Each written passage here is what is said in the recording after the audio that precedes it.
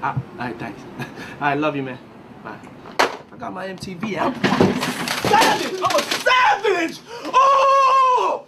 I'm a savage! Whatever I want, I'm going to get! Whatever I want, I have to get! Yes! He once said he wouldn't stop until he was a billionaire, and for a while, Diddy was printing money faster than his bad boy artists could say, take that, take that. From flipping a vodka deal with Ciroc into a $60 million a year cash machine, to turning Revolt TV into a $250 million media brand he owned. But today, that empire's cracked wide open. Cassie's lawsuit cost him an estimated 8 figures. His LA mansion, gone. His private jet, sold. Diageo dropped him. Macy's ghosted Sean John. And Revolt, he had to sell his shares. What was once a near billion-dollar kingdom is now on life support. And the scariest part, the feds are circling with subpoenas, seized assets, and over 6 lawsuits still coming. As of July 2025, he was acquitted on the most serious federal charges, but convicted of obstruction and witness tampering. He now faces a possible prison sentence, dozens of ongoing lawsuits, and the slow dismantling of a near billion-dollar empire. His legal team calls it a partial win. Prosecutors say they're just getting started. Either way, Diddy's brand and his bank account may never recover. So, how did Diddy make it all and then risk losing it all? Let's break down the business, the bag, and the downfall. Sean Combs, aka Puff Daddy, aka Diddy, aka Love, wasn't just a rapper, he was a blueprint, a cultural architect who went from making beats for Biggie to becoming one of the first hip-hop moguls to hit a $1 billion net worth. We're talking multiple income streams, $60 million a year from Ciroc vodka, ownership of a TV network, a clothing line in Macy's, and a real estate portfolio that looked like a monopoly board. But now, Diddy's wealth is being unraveled by lawsuits, allegations, brand deals collapsing, and whispers of federal indictments. And it's not just about scandal, this is about how fast a billion-dollar empire can vanish when the ecosystem around a celebrity turns toxic. So in this video, we're breaking it all down. Where Diddy's money actually came from, how much he's still earning, if anything, what he's lost, and what might still get seized. This isn't just a celebrity takedown, it's a case study in money, power, and public fallout. Before we dive in, hit that subscribe button for smart breakdowns like this every week. We dissect the business behind the brand, and this one, it's a masterclass in how it all unravels. Let's rewind the clock.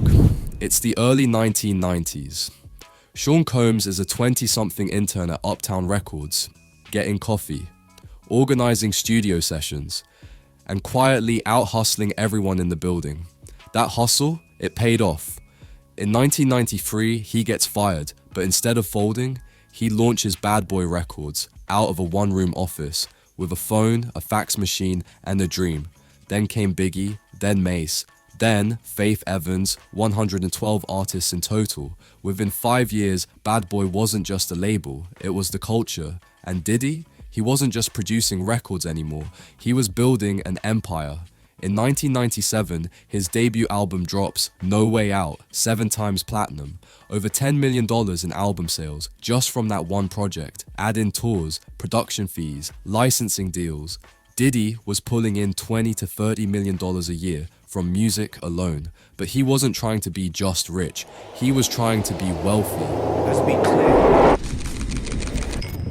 Ciroc is for the culture. In 2007, he inks a deal that changes hip-hop branding forever. He partnered with Diageo, the liquor giant, to revitalize a struggling vodka brand named Ciroc. His pitch? If I sell 100,000 cases, give me a cut. If I make it cool, make me rich. And he did make it cool. From club shoutouts to Instagram flexes, Ciroc became the drink of the decade. At its peak, it was making him $60 million a year. And the brand? Over $1 billion in total sales during the partnership. That's liquor money, not music money.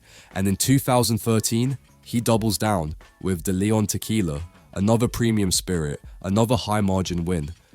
But Diddy wasn't done. He stepped into fashion, launching Sean John in 1998, urban luxury, for the flashy generation. Diddy, the new collection is great. You could call me Sean, Harold. Okay, Sean. Matter of fact, you could call me Sean John. Sean By the John. mid-2000s, Sean John was pulling in $400 million a year in sales. It wins a CFDA award. It gets prime shelf space at Macy's. And in 2016, he sells a majority stake, cashing out for over $70 million.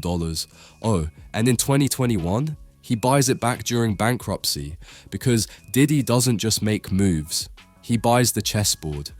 In 2013, he launches Revolt TV, a music network focused on hip-hop and black culture. It's part MTV, part TED Talk, part cultural hub. Estimated value between $200 million and $250 million. It gave him something most artists never get: media ownership. He also invested in Aqua Hydrate, an alkaline water brand, alongside Mark Wahlberg. By 2020, that business was pulling in $65 million a year in revenue. Oh, and don't forget, a $28 million check from MTV's Making the Band, a $65 million yacht, and a $21 million art piece he bought, just because he liked it. By the 2000s and 20s, Diddy was a certified billionaire. Forbes calls him hip-hop's richest man. Estimated net worth between $900 million and $1 billion. Annual income over $100 million from Ciroc, music royalties, real estate, and brand deals. His assets portfolio was next level: multi-million dollar mansions, a private Gulfstream jet, a $60 million estate in LA, a $21 million painting by Kerry James Marshall, a $65 million yacht docked in Miami's Star Island. At this point, Diddy wasn't just an artist, he was a sovereign state. In the late 2000s and 10s, Diddy stood on top of the world, but the higher you fly, the more turbulence you meet on the way down. Because what goes up, especially under the spotlight, often comes crashing down harder. By 2023, the empire that Sean Diddy Combs spent decades building was printing money on autopilot, but suddenly, the music stopped. I was up. I mean, I hit rock bottom, but I make no excuses. My behavior on that video is inexcusable. First came the lawsuits, then the raids, then the silence. In late 2023, Diddy was hit with a bombshell lawsuit filed by singer Cassie Ventura, alleging rape, abuse, and trafficking. It was settled in less than 24 hours, reportedly for over $10 million, but this wasn't closure. It was an opening. More than 60 new lawsuits followed, many with similarly explosive claims. Suddenly, the man once known for can't stop, won't stop, was very much stopped. The financial fallout came fast. Diageo, the liquor giant behind Ciroc and De Leon, cut all ties. They called Diddy's behavior erratic, dangerous. He walked away with a reported $200 million exit package, but also lost a $60 million a year income stream forever. That's like throwing away a winning lottery ticket every January. Then in March 2024, Homeland Security raided his homes in Los Angeles and Miami. At the time, no charges had been filed, but the footage alone, career-ending. He sold his Gulfstream G550 jet for $25 million. His $61 million LA mansion, listed, then liquidated. Private equity frozen, lawsuits multiplying, legal fees, now soaring past 7 figures a year. Suddenly, that billionaire cushion felt more like a burning parachute. Revolt TV, gone. By mid-2024, Diddy sold his stake under advertiser pressure and executive walkouts. Sean John?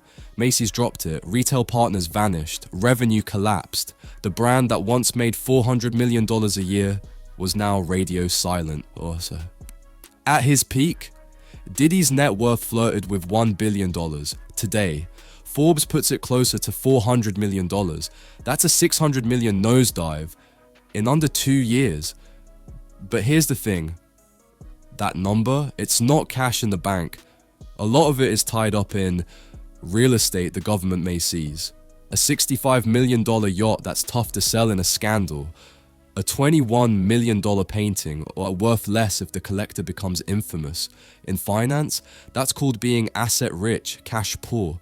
But in Diddy's case, he may soon be asset frozen, legally scorched, and it's still falling.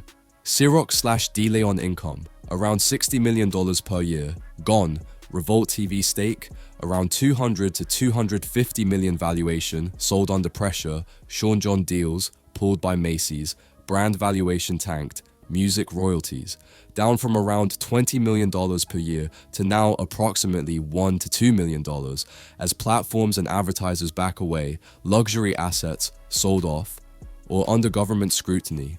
His $25 million jet, sold. His $61 million mansion, gone. His legal bills, still arriving every month like Netflix.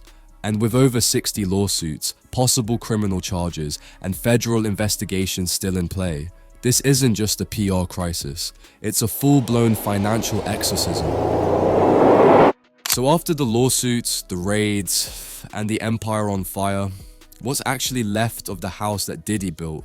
Aqua Hydrate is still flowing, thanks to Mark Wahlberg and a loyal niche. But it's not a billion-dollar brand, it's bottled water. He still owns the intellectual property to Sean John, but the retail deals? Hanging by a thread. Macy's pulled out, shelf space vanished. Bad Boy Records is still technically his, but the hits?